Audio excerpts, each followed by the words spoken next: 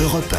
Le grand direct de la santé. On est aujourd'hui avec Sabrina Philippe, Elisabeth Assayag, Véronique de Villèle et le docteur Jean-Michel Cohen. Et vous le savez, dans cette émission, désormais, on adore tester les produits, vos produits du quotidien, tous ceux qu'on peut trouver dans les supermarchés. On avait fait beaucoup de tests déjà pendant les fêtes de Noël avec les produits des fêtes. Désormais, on est sur les produits du quotidien et on est sur les jus d'orange la semaine dernière. Aujourd'hui, j'ai envie qu'on teste les eaux parce qu'on est tous en train de se demander s'il faut acheter des bouteilles d'eau, quelle marque acheter. Alors, le docteur Jean-Michel Cohen va répondre à ça et puis on va faire le test avec les eaux qu'on a achetées, avec l'Épar, la Contrex, l'Evian, la cristalline et la Volvic, et le docteur nous dira ce qu'il faut en penser. D'abord, docteur, on va reprendre peut-être un peu la base. C'est important de boire de l'eau chaque jour et combien ? Oui, alors on sait par exemple que le corps humain est composé d'environ 65% d'eau, donc c'est important d'entretenir son capital en eau, sauf qu'on a un régulateur qui marche très très bien, sauf si on a une maladie, c'est la soif. Et la soif permet de donner le signal qui nous incite à consommer de l'eau. Ça ne marche pas chez les personnes âgées, on l'a vu pour la canicule, ça ne marche pas chez les nourrissons et ça ne marche pas chez les Alzheimer. Mais toute personne en à peu près bonne santé ressent le besoin de boire quand son corps est en déficit d'eau. Ça c'est la première chose. La deuxième chose, c'est que la demande de boissons, si on devait la contrôler, elle varie selon les pays. En France, on dit 1,5 litre à 2 litres d'eau par jour, mais aux États-Unis, on va aller jusqu'à recommandé de consommer 2,2 litres pour les femmes et 3 litres pour les hommes. C'est pas une norme internationale ? Non, c'est pas une norme internationale. Et on est tous un peu embarrassés vis-à-vis de ça, car si on écoute les urologues, par exemple, les urologues disent que se forcer à boire de l'eau, c'est simplement déterminer la couleur de ses urines. C'est-à-dire que si vous buvez beaucoup, vous aurez des urines claires. Si vous buvez peu, vous avez des urines concentrées. Et si ça se passe pas comme ça, c'est que vous avez une maladie rénale. Donc, est-ce qu'on doit se forcer à boire ? A priori, non. Simplement, c'est un geste qui est un geste rassurant. Et en même temps, c'est un geste qui permet souvent aux gens d'éviter de consommer des aliments, par exemple, ou de fumer pour certains. Donc le 1,5 litre d'eau, on l'oublie ? Il est non seulement il est complètement subjectif, mais en plus il faut rappeler aux gens qu'environ on consomme environ 1,5 litre d'eau sous forme d'aliments. C'est-à-dire quand vous mangez une pomme, quand vous buvez un thé, quand vous mangez une pomme de terre, vous avez selon le produit une quantité d'eau qui est contenue dans l'aliment. Ça c'est valable pour les gens, j'ai envie de dire en âge moyen, sauf pour les personnes âgées, pour les plus jeunes. Voilà, on surveille particulièrement les personnes âgées, les nourrissons et bien sûr dans les grandes chaleurs et bien sûr les Alzheimer. Alors l'eau, ça intéresse beaucoup nos auditeurs. On a plein de questions, donc on va y aller tout de suite. Au moins ce sera plus simple. On va prendre Françoise par exemple. Bonjour Françoise. Bonjour. Bienvenue sur l'antenne d'Europe 1. Vous avez une question sur l'eau ? Oui, tout à fait. Je voulais savoir la différence entre l'eau minérale et l'eau de source. Alors, docteur Cohen. Alors, l'eau de source, c'est une eau qui provient d'une source, comme son nom l'indique, et après, elle est simplement contrôlée et mise en bouteille. Quand elle a l'appellation eau minérale, c'est qu'on considère qu'elle a un enrichissement en minéraux suffisamment important pour que l'Académie de médecine puisse lui donner cette appellation d'eau minérale et de ce fait lui accorder des propriétés thérapeutiques dont on est plus ou moins sûr. C'est-à-dire, est-ce que c'est vraiment important, pas important ? On hésite quand même aujourd'hui. Voilà Françoise, merci beaucoup. Je crois qu'il existe 5 catégories d'eau minérale. Il existe, oui, on distingue 5 catégories d'eau, mais pas d'eau minérale. C'est-à-dire que l'eau minérale, c'est voilà. Après, on a les eaux de source, on a les eaux potables, on a les eaux de table qui sont simplement des eaux embouteillées. On a l'eau du robinet, les eaux aromatisées et même les eaux gazeuses. Les eaux bicarbonées, c'est quoi ? Alors les eaux bicarbonatées, en fait, ce sont des eaux bicarbonatées. Ce sont des eaux qui contiennent beaucoup de bicarbonate. En général, ça concerne la plupart du temps. Mais oui, mais c'est ça.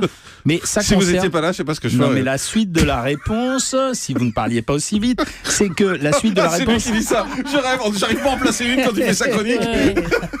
La suite de la réponse, c'est que ça concerne essentiellement les eaux gazeuses et donc ça concerne moins les eaux plates. Pour les eaux plates, on ne s'intéresse pas trop au bicarbonate. Les eaux sulfatées. Alors les eaux sulfatées sont des eaux avec du sulfate. Bravo Jean-Marc. Mais en fait, les eaux sulfatées, c'est des vieilles appellations. Vous savez qu'à une époque, on a bu des eaux arseniquées parce qu'on avait l'impression que l'arsenic était favorable pour la santé. Donc aujourd'hui, on parle des eaux sulfatées et les eaux sulfatées aujourd'hui sont contestées parce que la dose de sulfure acceptée dans l'eau, c'est maximum 250 mg par litre et donc c'est un produit à contrôler. C'est la même chose, j'anticipe sur votre demande, sur les eaux nitratées qui contiennent bien entendu des nitrates pour lesquels on pense aujourd'hui que la responsabilité serait importante dans la genèse d'un certain nombre de maladies. Alors dans un instant on va tester toutes ces eaux qu'on a sur la table, mais eau en bouteille ou eau du robinet, laquelle boire ? Alors, très franchement, moi, je suis favorable à l'eau du robinet pour une raison extrêmement importante, c'est que le prix varie de l'ordre de 1 à 100 et que l'eau du robinet contient quand même des minéraux. Alors, la différence avec les eaux minérales, c'est que les eaux minérales contiennent significativement plus de minéraux par rapport à l'eau du robinet en général. Alors, justement, on va aller au standard parce qu'il y a quelqu'un qui n'est pas d'accord avec vous. C'est Laetitia. Bonjour, Laetitia. Oui, bonjour. Bienvenue sur Europe 1. Vous dites au contraire qu'il ne faut pas boire, selon vous, l'eau du robinet. Mais bien sûr, le reportage de Cache Investigation qui a eu lieu mardi soir met encore en alerte les Français. Dans certaines régions de France, c'est bien simple. Il est interdit aux femmes enceintes et aux enfants de moins de 18 mois de boire de l'eau du robinet. Pourquoi ? Parce qu'elle est contaminée par les pesticides depuis plus de 30 ans. La réglementation française ne fait pas de tests sur ces pesticides-là. Et en fait, on s'empoisonne. Et ça a été prouvé que ça provoque l'autisme, ça provoque des tas de maladies. Moi, je comprends pas que ce soit pas, comment dirais-je, une affaire d'État. On fait des choses sur Taubira, mais on s'en fout de Taubira qu'elle reparte à vélo. Ce qui est important, c'est l'eau qu'on boit. On s'empoisonne tous les jours avec cette eau.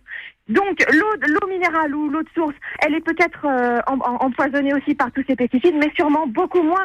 Il y a 60 millions de consommateurs qui ont fait des tests, elle est beaucoup moins polluée. Donc il faut absolument boire l'eau en bouteille et interdire l'eau du robinet. Alors vous êtes en désaccord avec le docteur Cohen, vous l'avez compris, qui vous répond? Oui, ça fait partie de la morale à l'heure actuelle, c'est-à-dire que l'histoire des pesticides, des fertilisants, en fait tous ces produits qui sont destinés à éliminer des insectes ou des maladies, elle fait partie d'une morale qui se répète de personne à personne sans que chacun apporte des preuves scientifiques. Et Madame Lucet, ça a été prouvé. Non, Madame Lucet chez Cache Investigation n'a pas de preuves scientifiques. Elle ne fait simplement qu'instruire des éléments à charge. La deuxième chose, c'est que l'origine de l'eau, Madame, elle vient de plusieurs choses, soit des sources, soit des fleuves, soit des rivières, soit des lacs, soit des étangs, soit des forages, soit des puits. Qu'elle soit de l'eau de source ou de l'eau du robinet, il faut trouver une source à cette eau. Alors c'est pas parce que vous trouverez des traces ou des résidus de pesticides dans l'eau du robinet que vous n'allez pas en trouver dans les eaux embouteillées. Ça fait partie des grandes erreurs et ça sert à un marketing qui n'est pas utile. Je sais. Donc je le sais. Oui, je le sais, mais je pense qu'elle est quand même moins polluée que l'eau en robinet, parce que l'eau du robinet, elle est traitée, je ne sais plus par quelle substance pour qu'elle soit blanche, parce que si l'eau du robinet sortait marron, on la boirait pas. Et il y a plein d'autres choses qui est traitée. Il y a eu je pense que si l'eau en bouteille était marron aussi, on la boirait pas plus. L'eau du robinet, Madame, elle est d'abord épurée et ensuite elle est filtrée, épurée et ensuite elle est vérifiée. Ça n'exclut pas un accident. Mais quant à la notion des résidus de pesticides ou des perturbateurs endocriniens qui sont les sulfates ou les nitrates d'ailleurs, eh bien je vous signale qu'on en trouve à peu près partout. Donc il y a pas. Alors pourquoi dans certaines régions les femmes enceintes et les enfants ne doivent pas boire cette eau? Elle est interdite à la consommation. Pourquoi je connais pas ces régions. Donnez-nous les noms de ces régions. Moi, je les connais pas. Il y a eu l'Eure-et-Loire, par exemple, dans le magazine de Cache Investigation. Voilà, dans Cache Investigation. Mais quand il y a une eau polluée en général, le syndicat qui s'occupe de cette eau interdit la consommation de cette eau et elle est très contrôlée. Donc, merci Laetitia en tout cas d'avoir dit sur Europe 1. Question, Julie. Oui, mais justement, quand on parle d'eau du robinet, je suis assez d'accord avec Laetitia.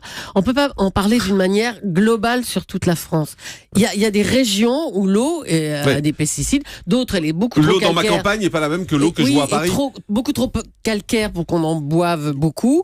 Et à Paris, ou dans les grandes villes, il y a les tuyaux qui la véhiculent. Alors, il y a deux choses, Julie. D'abord, je rappelle qu'il y a un observatoire des pesticides en France qui est en charge de vérifier la dangerosité ou non du passage de ces pesticides dans toute forme d'aliments ou de boissons. Donc, on est obligé de faire confiance à cet observatoire. Deuxièmement, la nature de l'eau diffère en fonction de deux caractéristiques en ce qui concerne l'eau du robinet. Le contenu en calcium et le contenu en magnésium. On a simplifié les choses en appelant ça eau calcaire ou eau non calcaire, mais c'est ça qui donne le goût de l'eau. Après, je conteste pas du tout le goût de l'eau. Il y a des gens qui aiment une eau très calcaire, très dure, ce qu'on appelle, et il y a des gens qui l'aiment pas. Là, c'est affaire individuelle, et ça, c'est plutôt l'affaire des critiques culinaires ou des restaurateurs que la mienne. Elisabeth Assayag. Oui, je fais référence à ce que disait Laetitia. Il y a aussi beaucoup de 60 millions de consommateurs dans son étude, a aussi montré qu'il y avait des pesticides dans l'eau minérale. Donc, absolument. Et je commence d'ailleurs à dose très, très petite, mais il y en a.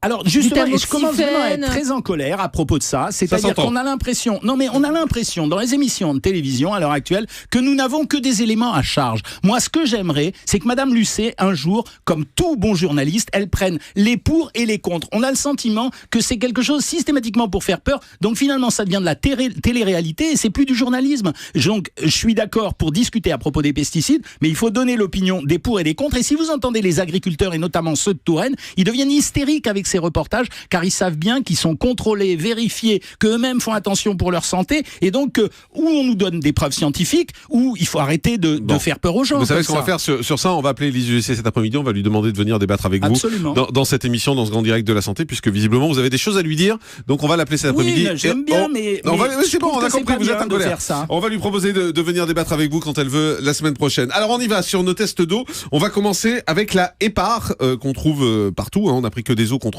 dans les supermarchés. Hépar, alors il y a écrit le magnésium à sa source, c'est le slogan. C'est vraiment le truc de l'Hépar. D'Hépar, voilà, j'ai goûté, voilà, c'est pas mauvais, moi, mais je suis pas hyper fan. Magnésium. Ça vaut quoi? Alors le contenu en magnésium de l'Hépar, c'est grosso modo 110 mg par litre. Alors ça veut dire que c'est une eau qui est très riche en magnésium. Et elle a un goût particulier. Voilà. Et c'est vraiment l'eau la plus riche en magnésium. Et on sait que le magnésium a des vertus d'entraînement sur le tube digestif. Donc on considère que c'est une eau déconstipante. À côté de ça, elle présente une caractéristique qui est intéressante. Jean-Marc l'aime pas du tout. Elle présente... Non, allez-y. Moi je trouve qu'elle a un goût bizarre. Une caractéristique extrêmement intéressante que Hépar ne met jamais en valeur, c'est que c'est une eau qui est extrêmement riche en calcium. C'est la deuxième après l'eau de Taliance. Elle contient 585 mg par litre. Et donc, on peut considérer que c'est une eau extrêmement importante dans la mesure où, justement, chez les gens qui ont éliminé les produits laitiers, par exemple, c'est une façon de compenser la diminution du calcium. Donc, c'est une eau que vous conseillez? C'est une eau que je conseille, mais à la limite, je dirais, faites attention. Ça veut dire, vous avez parlé de quelque chose de très important tout à l'heure, c'est le goût de l'eau.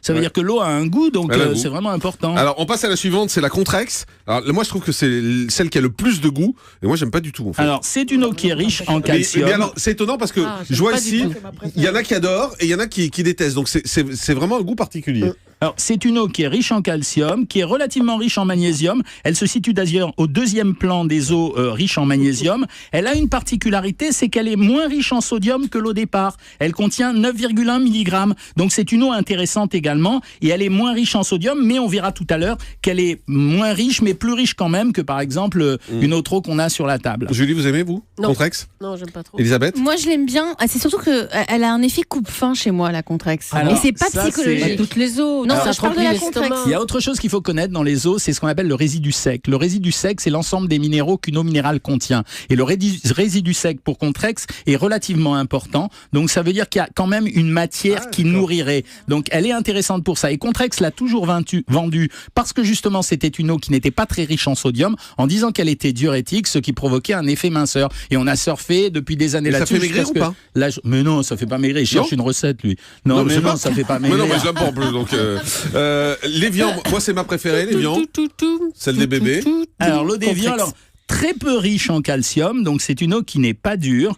Pas très riche en magnésium, très faible en sodium. C'est effectivement une eau de bébé parce qu'elle contient pas de minéraux, elle va pas altérer les goûts. Alors elle jouit quand même du bénéfice d'avoir une publicité extraordinaire. Et donc le marketing dans ces produits est excessivement important puisqu'on achète du rêve. Moi j'aime beaucoup le goût aussi. En fait, ce que vous aimez dans le goût, c'est que c'est une eau qui a le moins de goût que les autres, parce que c'est une eau qui est moins riche en minéraux et donc elle présente pas de caractère de dureté. Alors ça c'est la moins chère, c'est la cristalline. Je dis c'est la moins chère parce qu'il faut parler des prix aussi. Parce qu'on a Europe 1 maintenant. Il faut parler des prix parce que c'est important. La cristalline est à 23. Oui.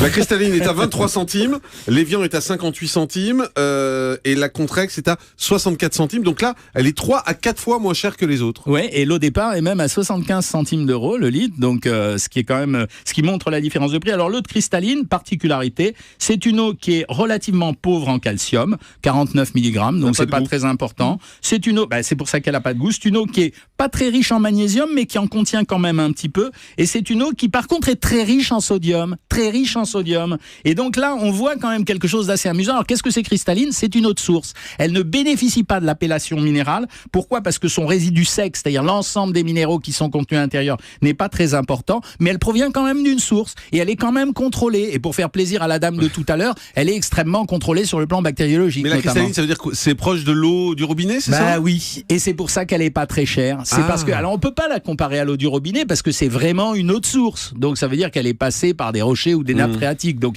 elle a des caractéristiques d'eau de source. Mais en termes de composition minérale, elle va se rapprocher de l'eau du robinet.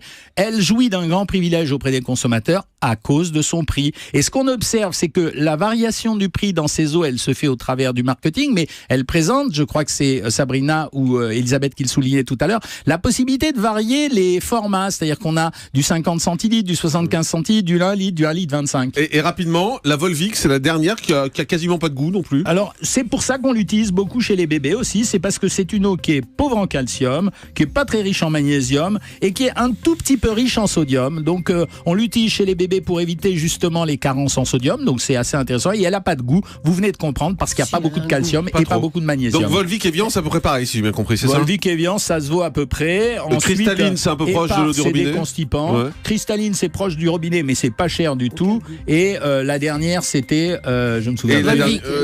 Non, on l'a dit déjà. On a fait Contrex, Volvic, Evian, Épar et cristalline. Voilà. Et retenez que c'est en fonction du goût, du prix, de la facilité de l'encombrement et surtout une chose, les eaux minérales, ça se conserve à température en dessous de 12 degrés pour qu'elles ne s'altèrent pas et de préférence pas à la lumière. Voilà, vous savez tout sur ces histoires d'eau. On fait une pause. À tout de suite.